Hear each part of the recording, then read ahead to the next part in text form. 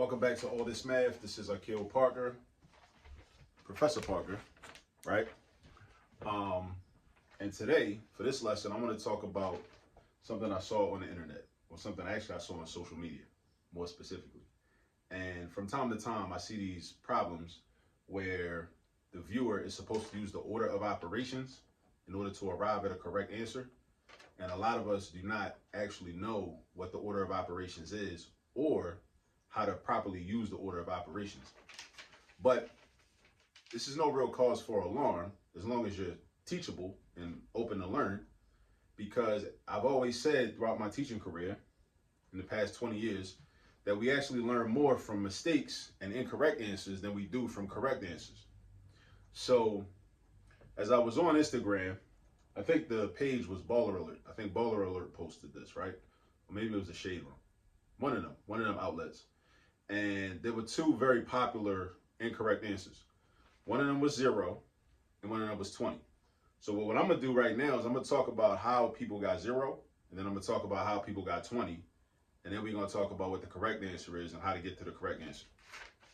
So let's talk about 0, right? So some people got 0, and I see why people got 0, right? So what we're gonna do right now is something called error analysis. Error analysis, right? So people look at this problem and they say they see 10 minus 2 to the second power plus 6. All right. So a lot of people think of this acronym that I don't really like too much, but it's useful, right? At times. PEMDAS. Right? Parentheses, exponents, multiplication, division, addition, subtraction. So people become kind of enthralled or enslaved by PEMDAS, and they never deviate from it. PEMDAS is only supposed to remind you of the larger explanation of order of operations, right? PEMDAS is not the order of operations. It's just a reminder, right? Because people often forget that you can multiply or divide depending on what you see first as you move from left to right, and also that you can add or subtract depending on what you see first as you move left to right. Even though with addition and subtraction, if you handle the signs properly, the plus and minus signs properly, it doesn't make a difference. It's not going to affect your answer whether you add or subtract first or second anyway. With multiplication and division, it definitely makes a difference. It's going to make a huge difference, right? This ain't one of those problems, though. This ain't that, where the multiplication or division comes into play. Now, let's talk about how people got 0. So people, they did the right thing for the most part. They did the 2 squared first, right? And they got 4. So if you were writing this out, they would have then had 10 minus 4 plus 6. Now, here's where PEMDAS comes in and jams people up, because people know A comes before S, so they say, oh, you always add before you subtract. Okay, cool. And actually, that's not even the problem. The problem is this. What do you do with this minus sign? What do you do with this minus sign? What do you do with this minus sign? That is a question that people have to ask themselves if they're doing a problem like this, and they have to answer it correctly and then act accordingly. What people was doing was saying, oh, it was treating this 4 like it was a positive 4. This ain't no positive 4. This minus sign renders this a negative 4. So if you're going to add first, which you can do, that's cool. You can add first if you want to, right? Instead of working from left to right. But if you're going to add first, this is a negative 4 plus 6, not a positive 4 plus 6. So as you can see, this is how people incorrectly got 0, because they did 4 plus 6 and got 10, and then they did 10 minus the 10. But that's incorrect, because this is not a positive 4. This minus sign means that this must be treated like a negative 4. This is a negative 4. This is a negative 4. This is a negative 4. So if you want to add first, cool, let's add first. Negative 4 plus 6 is positive 2. And then you're left with 10 plus 2, which is 12. So people incorrectly got 0 because they treated this 4 like it was a positive 4. All right, they treated this 4 like it was a positive 4. Now, let's talk about how people got 20. How people got 20. I got to remember, how did people get 20? Okay, I know what they did. All right, so let's bring this down, right? So 10 minus 2 squared plus 6. So this is what they did. They treated this like the minus sign was inside the parentheses with the 2. So they ended up with 10 plus 4 and then plus 6. That's a mistake. This minus sign is not inside the parentheses with this 2. It's not. You are not doing, let me write it over here. This is not negative 2 squared. That's not what that is, right? That's not plus negative 2 squared. That is not inside parentheses.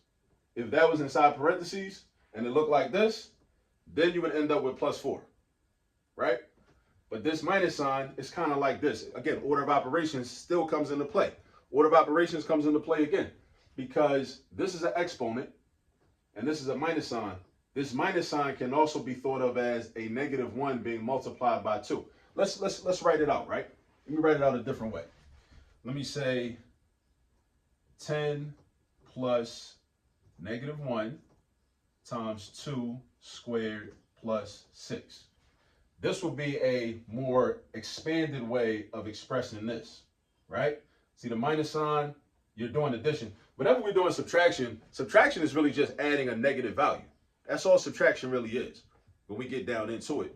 Subtraction is just the addition of a negative value. That's all subtraction is, right? Just like on your bank statement, right? You notice how like there's never subtraction taking place on your bank statement as you look how your balance progresses. Everything is being added. You're either adding, if you make a deposit, that's something positive being added. If something is withdrawn, that's a negative being added. But everything is always addition. It's constant addition. That's how we do accounting for the most part, right? So this would be plus negative 1 times 2 squared. So if we think of it like this, and then we apply the order of operations, which PEMDAS can remind us of, but remember, PEMDAS is not the order of operations. PEMDAS is a reminder. It's a gentle reminder of what you should do, but it's still other details that are not included within the PEMDAS mnemonic device, right?